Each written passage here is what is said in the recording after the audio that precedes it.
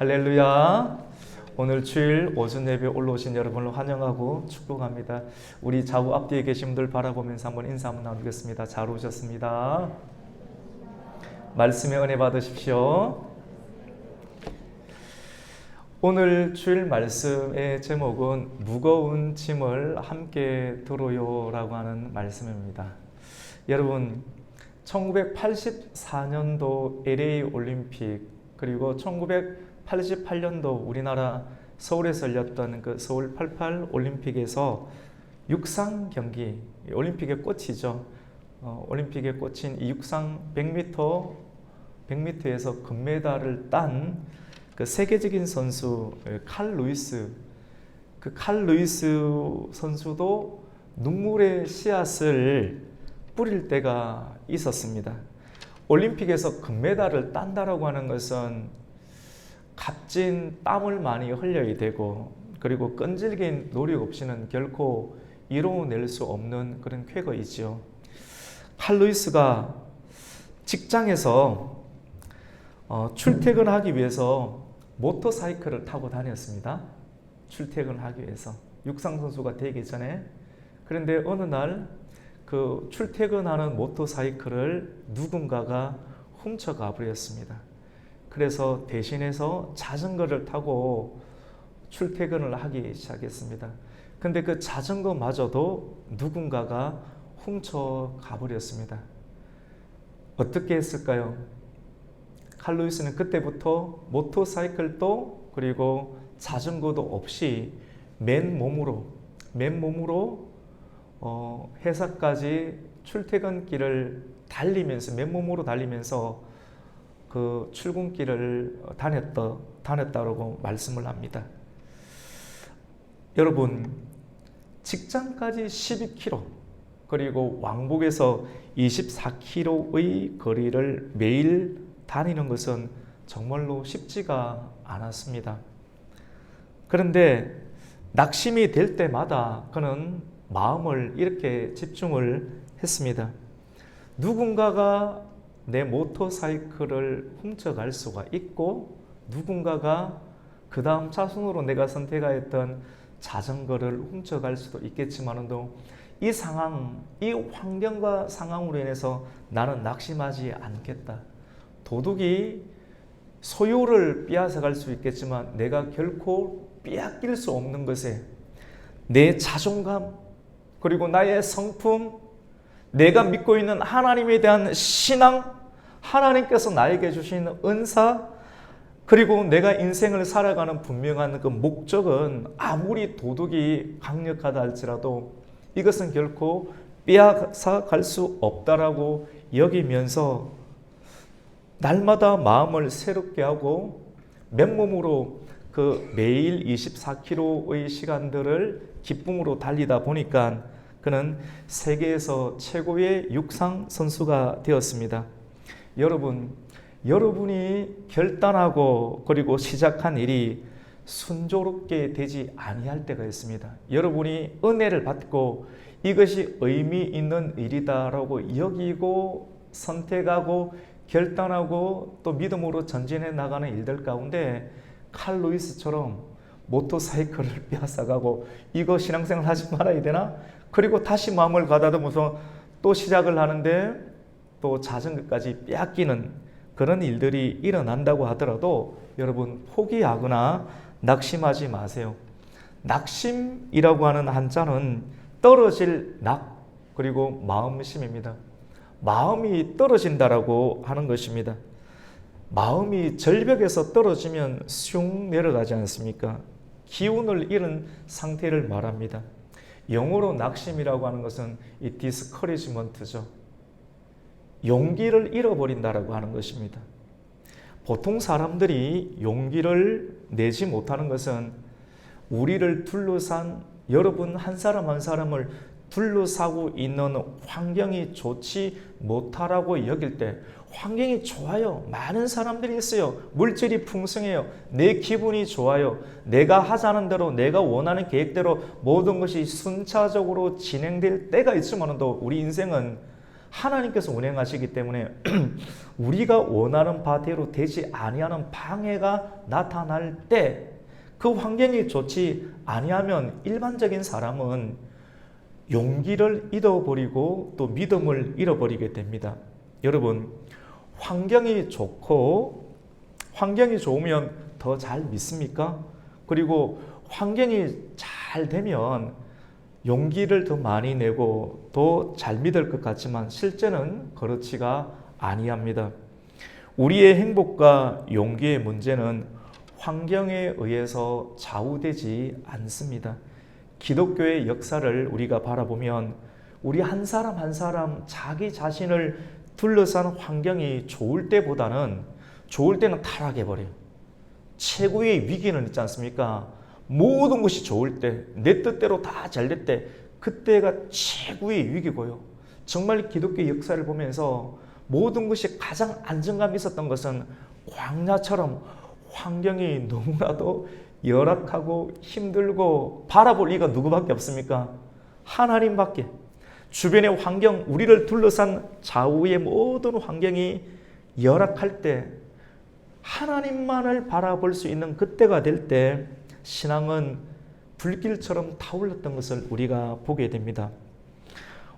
우리 예수님께서 이 땅 가운데 오셔서 한 일은 사람들이 지고 있는 짐이 너무 무거워요. 아버지들도 짐이 참 무겁고요.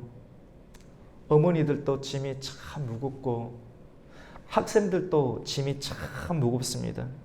그래서 내가 지고 있는 짐, 하루하루 살아가는 이 짐이 너무나도 무거워서 나 혼자는 그 짐을 감당할 수 없다라고 여기는 그 사람을 위해서 우리 예수님은 이 땅 가운데 오셨습니다. 여러분, 사람은 태어나면서부터 죽을 때까지 어깨에 짐을 메고 다닙니다. 유치원에 다니는 그런 꼬마도 학교 다닐 때부터 초등학교도 아니지 않습니까? 우리 유아실에 있는 지호도 조금 있으면 유치원에 가게 되겠죠. 조금 있으면 엄마 아빠가 그 어깨에 뭘 짊어줘야 됩니까? 가방을 짊어줘야 돼요. 가방을 어깨에 메는 순간부터 그때부터 스트레스를 받고 짐이 되는 것입니다. 스트레스는 어른들만 받는 것이 아닙니다. 우리가 보기에 저런 꼬마도 스트레스를 받을까라고 여기는 그 아이조차도 스트레스를 받게 됩니다.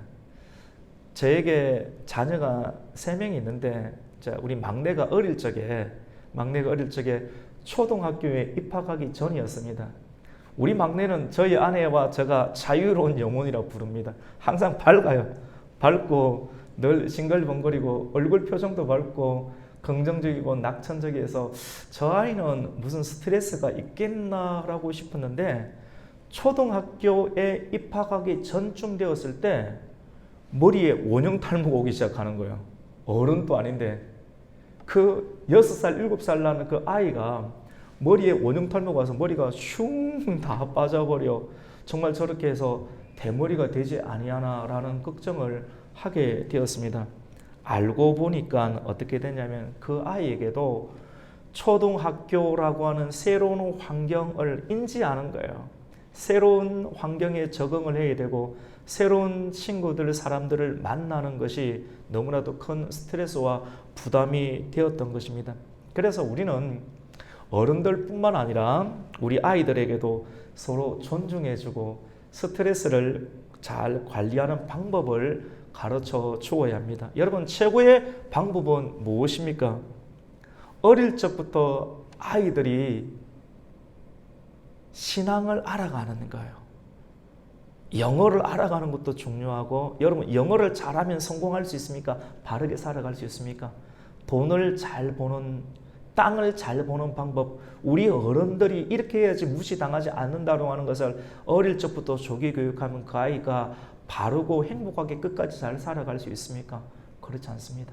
스트레스를 정말 잘 관리하는 것은, 이 세상을 아름답게 행복하게 살아가는 것은 어릴 적부터 지금 우리가 하고 있는 것처럼 겨울 성경학교에 다니고 주일학교에 다니고 주일학교를 통해서 우리 예수님이 어떤 분이신지를 어릴 적부터 알고 예수님께서 제자들에게 가르쳐 주었던 주 기도문을 통하여서 여러 가지 갈등과 고민과 인생의 문제를 해결할 수 있는 길들을 말씀과 기도를 통해서 풀어내는 방법들을 어릴 적부터 배우게 되는 것이 부모가 자녀에게 해줄 수 있는 최고의 탁월한 그러한 학습이라고 볼 수가 있습니다. 오늘 우리는 갈라디아서 6장 말씀을 통해서 예수님을 만나고 그리고 예수님의 말씀을 듣고 우리 모두에게 무거운 짐이 다 있어요. 인생을 살아가는 어린아이든 어른이든 다 무거운 짐인데 이런 무거운 짐이 가벼워지는 그런 은혜를 받고자 합니다. 그러면 우리가 거친 세상에서 지치지 아니하고 방해를 받게 되는데 방해를 받아도 지치지 아니하고 또 환경이 좋지 않으면 마음에 용기가 떨어지고 낙심이 될 때가 분명하게 있잖아요. 이런 상황을 경험한다 할지라도 지치지 아니하고 또 낙심하지 아니하고 저와 여러분이 선택한 일에 대해서 지속적으로 얼굴이 깨어지지 아니하고 마음이 약해지지 않은 상태에서 지속적으로 해나가기 위해서는 어떠한 삶을 살아야 합니까? 오늘 우리가 읽었던 이 말씀을 통해서 주님께서 주신 은혜로운 교훈을 우리가 받고자 하는데요. 첫 번째로는 짐을 함께 져야 합니다. 우리 같이 한번 해볼까요? 짐을 함께 져야 합니다. 오늘날 시대는 점점 개인화되어가는 시대 속에서 함께 어떤 일을 한다는 것 자체가 조금 불편스럽게 여겨지고 부담이 따릅니다. 그렇죠. 부담이 따르죠. 근데 여러분, 이 부담은 피하는 것이 아니라 부담은 장작과 같아서 장작은 쪼개야 돼요.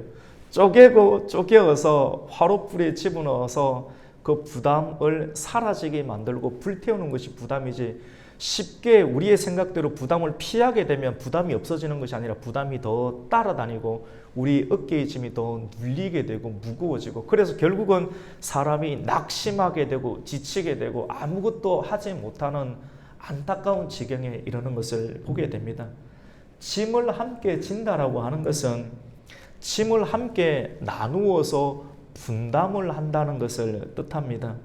오늘 성경 갈라디아서 말씀은 갈라디아 성도를 향한 하나님의 말씀입니다.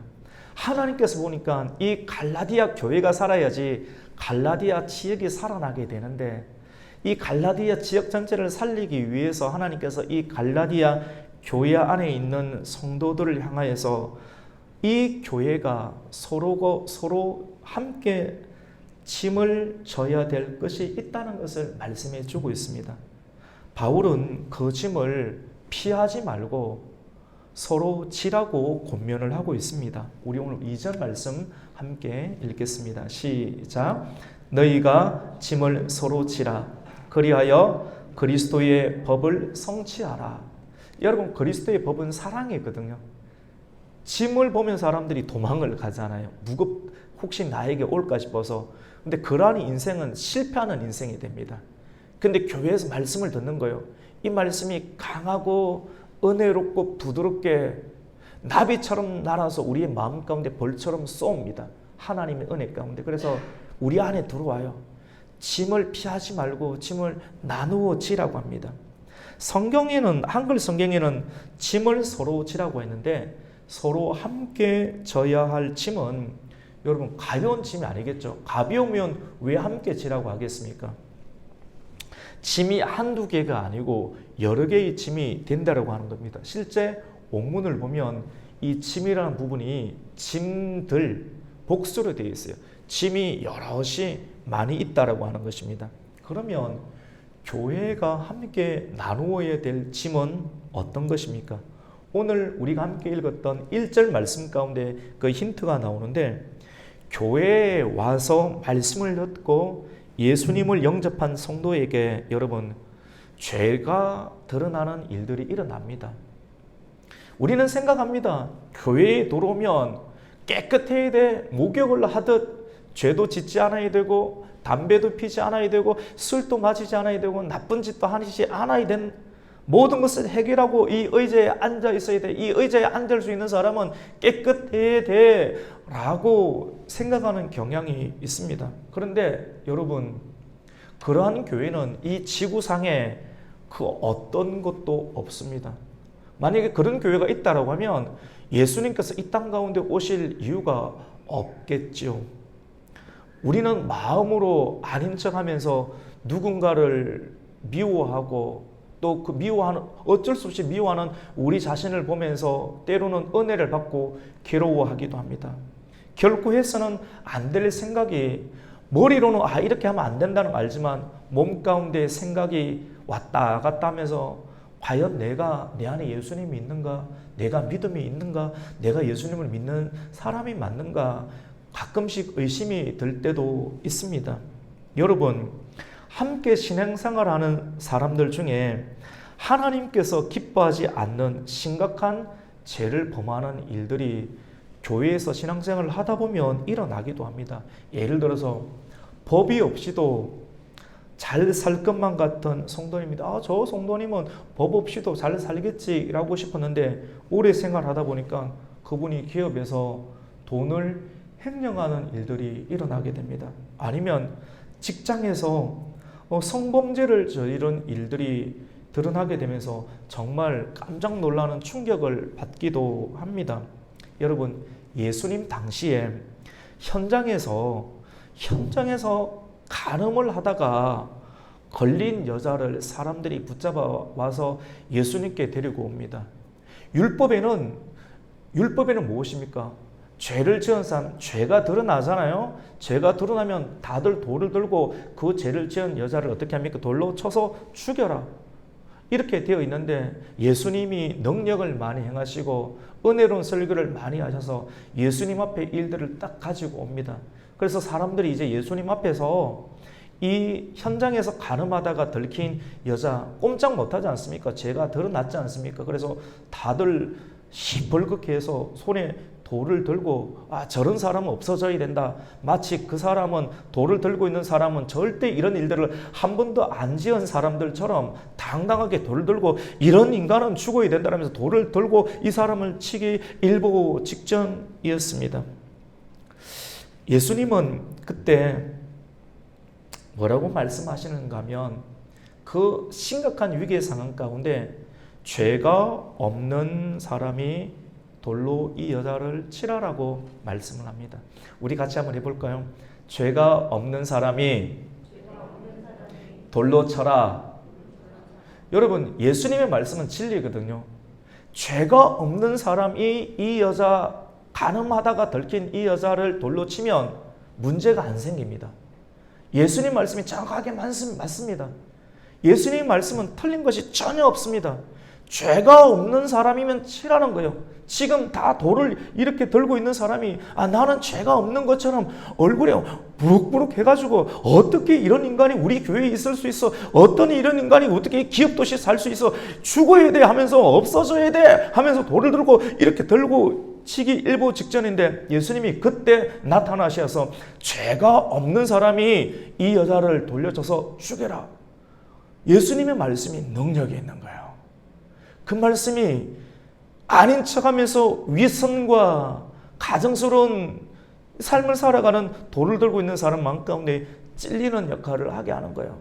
거룩한 하나님의 책망이 있는 거예요. 그러자 사람들이 손에 있는 돌을 들고 하나씩 버리고 그 자리를 떠나가게 됩니다. 여러분, 돌을 정말로 문제 해결이 드러난 문제를 제거하면 문제가 다 해결이 됩니까? 죄가 없는 사람이 예수님 말씀처럼 이 여인을 치면 문제는 해결될 수 있지만 문제가 해결이 안 되고 계속해서 이렇게 반복적으로 일어나고 있는 것은 죄가 있는 사람이 돌을 들고 마치 죄가 없는 것처럼 심판장으로 서고 있는 역할을 세상이 계속 해왔기 때문에 죄 문제는 지금까지 해결 안 되고 계속 이어지고 있다라고 하는 것입니다. 예수님께서 우리에게 가르쳐 주는 것, 지금 여러분이 교회에서 말씀을 듣고 있는 것은 여러분이 하고자 하는 방식, 세상에서 유수가 가르치고 학교에서 가르치는 방식으로 살면 반드시 실패하지만 계속 반복적인 일들이 일어나지만 예수님께서 우리에게 제안하는 방식은 창의적인 방식이거든요.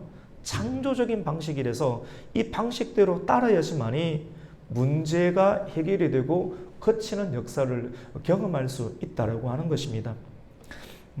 예수님은 새로운 방식으로 교회 안에서 드러날 수 있는 죄의 짐을 해결하는 새로운 방식을 우리에게 제시합니다. 오늘 본문 1절 말씀에 형제들아, 사람이 만일 무슨 범죄한 사실이 너희 교회 안에서 드러나거든, 어떻게 이야기를 하냐면 말씀 참 지혜롭거든요. 신령한 너희는 온유한 심령으로 그러한 자들 바로 잡으라고 합니다. 우선 하나님께서는 다 하실 수 있지만도 하나님의 대리자 역할을 감당하면서 교회와 공동체와 가정 안에서 일어나는 문제들을 지혜롭게 풀어나가기 위해서는 우선 신령해야 돼요. 지도자와 그 일들을 권면하는 사람들이 영적인 사역을 실질적으로 경건의 모양도 있으면서 경건의 능력을 가진 신령한 상태에 있을 때 죄를 범한 사람들, 교회 안에서 죄가 드러나잖아요. 그 사람들을 다루게 될 때 온유함으로 다루라. 신령한 너희가, 신령하지 않으면 말 뛰지 말라. 신령하지 않은 상태에서 하면 더 분쟁이 일어나는 거예요. 신령한 상태로 매우 지혜롭고 온유하게 그 문제를 조심스럽게 다룰 때 이 문제가 해결될 수 있다라고 오늘 1절 말씀 가운데 말합니다.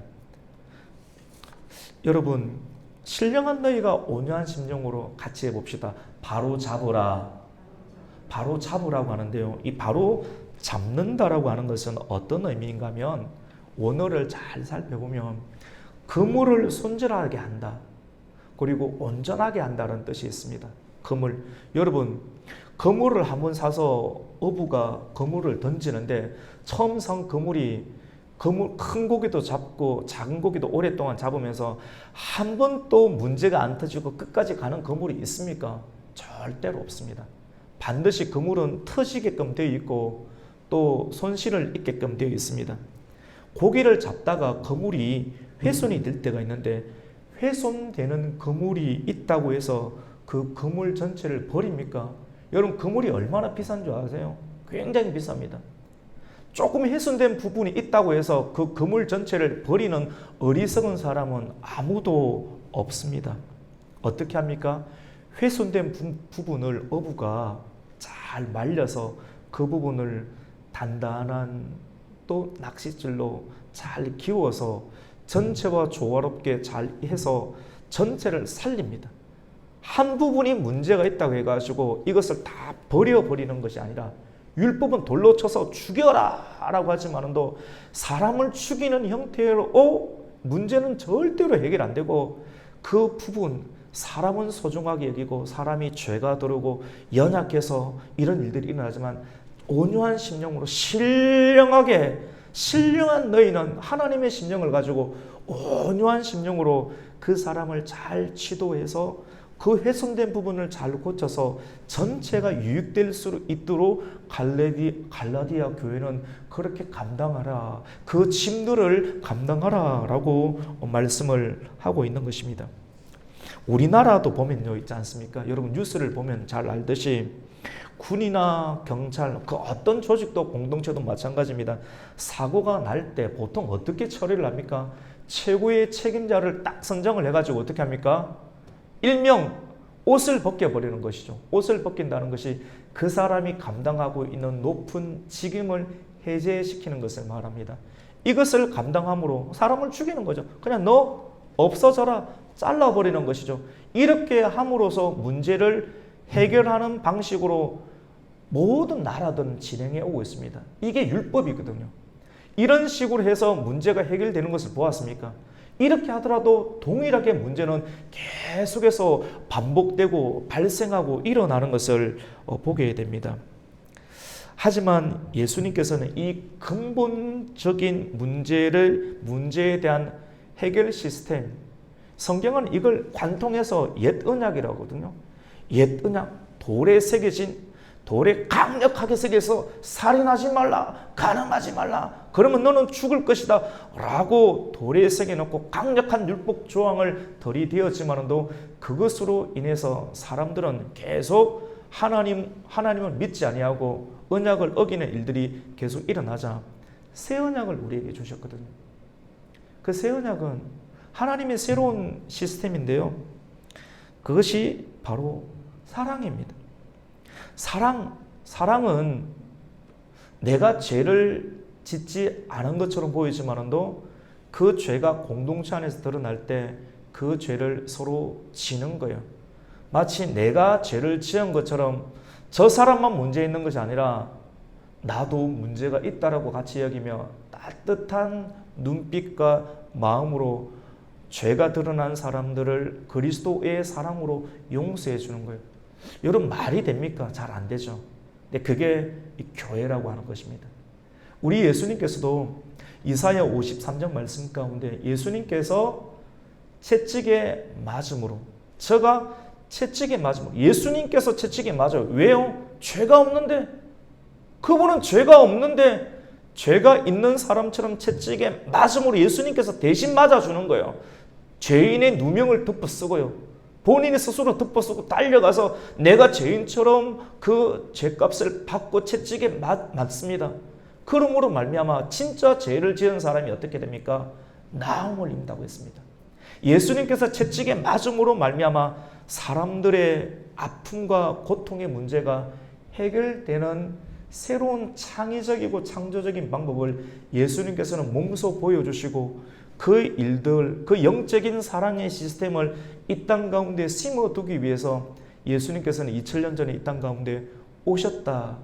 그리고 그분을 우리가 믿는 거예요. 그 말씀을 믿고 동참하게 될 때 우리의 문제가 해결되는 것을 경험하는 사람들이 어렵고 힘든 상황 가운데서도 교회로 달려나오게 되고 우리의 여러 가지 마음을 집중해서 이 말씀 가운데 영적으로 지성적으로 참여하게 되고 감정적으로 의지적으로 참여하게 되는 그러한 은혜를 나누게 됩니다.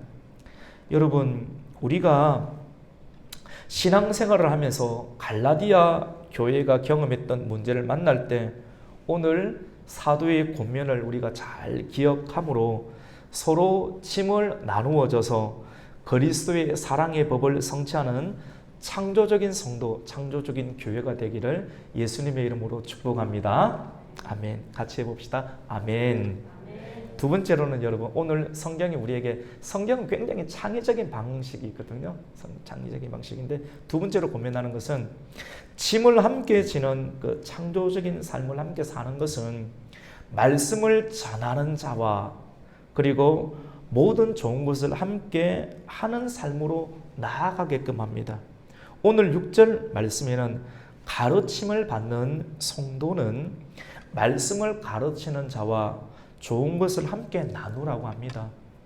그런데 좋은 것의 범위를 어떤 특정한 부류로 나누는 것이 아니라 성경은 모든 좋은 것을 말씀을 가르치는 자와 너희는 함께 나누라라고 이렇게 창의적인 방법으로 우리에게 권면을 하고 있습니다. 우리 6절 말씀을 함께 읽겠습니다. 시작. 가르침을 받는 자는 말씀을 가르치는 자와 모든 좋은 것을 함께 하라. 아멘. 여러분, 성경은 왜 말씀을 전하는 자와 모든 좋은 것을 함께 나누라고 말씀을 합니까? 이 안에는 중요한 영적인 비밀이 포함이 되어 있습니다. 참된 말씀을 전하는 종이라고 하면 복음을 위해서 자기 자신을 녹여야 됩니다. 내 자신을 녹이지 않고는 복음이 드러날 수가 없어요. 예수님께서 십자가에 달리시지 않고 피를 흘리고 몸을 찢으시지 않고는 다른 사람의 짐을 덜어줄 수 있는 창조적인 사역을 할 수가 없습니다. 교회는 누군가가 마이크를 잡고 이야기를 한다는 것은 세상에 아무런 준비가 안 되고 그냥 와서 마이크를 잡는 것이 아니라 자기 자신을 찢어야 돼요.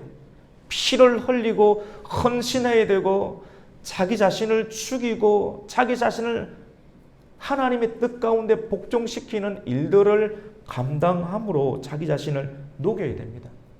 말씀을 전하는 자는 자신을 녹이는 삶을 살다 보면 볼품이 없어집니다. 그리고 건강도 잃습니다. 그리고 약해지는 경우가 있습니다. 실제 사도 바울은 몸이 참 약했습니다. 눈에 안질이 있어서 시야도 흐리고, 그리고 복음을 전하는 일로 인해서 계속해서 겪게 되는 방해와 고난을 통해서 바울의 시야와 또 눈은 점점 흐려만 갔습니다. 그래서 그 복음 전하는 바울 옆에는 항상 의사였던 누가가 항상 함께 동행하고 참여하는 일들을 하나님께서 붙여주었습니다. 바울은 복음을 위해서 자신의 힘을 아끼지 않고 헌신했습니다. 어느 정도 헌신했냐면요, 다른 사람에게 업신여김을 받을 정도로 나약해지고 저러다가 버려지겠다. 오늘날의 목회자들도 고민하는 것이 있습니다. 헌신하다가 이러다가 내가 약해지고 없어지면 성도들이 버리지 아니할까? 성도들이 더 강한 사람, 목사님 아파도 안 돼. 항상 튼튼해야 돼. 문제가 있어도 티내면 안 돼. 티를 내고 슬퍼하면 저 사람 갈아치워야 되겠어. 이런 아주 못된 생각을 하는 사람들이 굉장히 많이 있기도 합니다. 우리 가곡교회는 여러분 그런 생각을 한 사람도 안 했으면 좋겠습니다. 정말 성경적인 생각으로 목회자는 생명을 걸고 나약해지기까지 말씀을 전하고, 성도는 그렇게 생명을 거는 그런 지도자와 모든 좋은 것을 함께 나눌 수 있는, 원래 하나님께서 가르치셨던 성경적인 패턴으로 지도자는 나아가고 성도는 나아갈 때 하나님께서는 그 교회와 가정 가운데 큰 복을 허락하여 주실 것입니다. 여러분, 좋은 것이 있으면 함께 나누고, 또 좋은 소식도 함께 나누고, 그리고 좋은 음식도 함께 나누고, 좋은 말씀도 함께 나누어서 말씀을 전하는 자와 흐름이, 왜냐하면 사람에게서 좋은 것이 안 나와요. 하늘과 땅을 잇는 것은 사람인데요, 교회의 지도자는 사람밖에 안 됩니다. 그런데 하나님께서 특별히 세우셔서 하늘에 있는 것들을 사람을 통해서 또 공급해 주시는 역사가 있기 때문에 이 영적인 비밀을 아는 사람은 오늘 본문의 권면들을 받아들일 수 있는 창조적인 단계에 또 도달하게 됩니다. 오늘 말씀을 통해서 우리 가곡교회도 모든 좋은 것을 함께하여 기쁨과 행복이 더해지는 은혜가 있기를 축복합니다. 마지막으로 여러분, 짐을 함께 지고, 오늘 권면이 서로의 짐을 함께 지고, 그리고 말씀을 전하는 자와 모든 좋은 것을 함께하는 삶을 살게 되면, 짐을 진다는 것은 교회 안에 일어나는 죄짐이기도 하고 사역의 짐이기도 합니다. 그리고 이것을 함께 서로서로 나누고 분담해서 함께 나아가면 마지막으로 어떤 영적인 유익이 있는지 우리에게 권면하는데요. 세 번째로는 낙심하지 아니하고 꾸준히 심는 일을 계속 감당할 수가 있게 됩니다. 여러분, 심는 일을 포기하지 마십시오. 멈추지 마세요. 성도님들 가운데 초반 레이스를 잘하다가 중간에 한번 걸리는 분이 있습니다. 가끔씩. 우리 교회에 있다는 것이 아니고 어느 누구든지. 근데 이런 분은 항상 걸려요. 그렇게 요거를 못 넘어가면 어디를 가든지 항상 요 단계에서 걸리게 되는데, 요거를 넘어야 돼요. 왜? 요거는 뭐냐면 선을 행하다가 딱 브레이크 걸리는 건데, 심는 것을 그만두는 거예요. 낙심이 되었기 때문에. 낙심되는 일. 왜 사람이 낙심됩니까? 우리가 원하는 크기대로 성과가 일어나지 아니할 때, 그리고 처음 설교의 예제로 사용했던 칼 루이스처럼 의미 있는 결단을 시작하고 회사에 다녀야겠다고 생각하고 모터사이클을 타고 다니는데 모터사이클이 없어질 때, 또 마음을 조정해서 자전거를 구입하고 다니는데 자전거도 없어질 때, 이 회사 다니지 말라는 건가? 대부분의 사람들은 그렇게 그만두고 낙심하는데, 그렇지 아니하고 이런 모든 방해를 빼앗길 수 없는 영적인 일들을 지켜내는데 재료로 쓰는 거예요.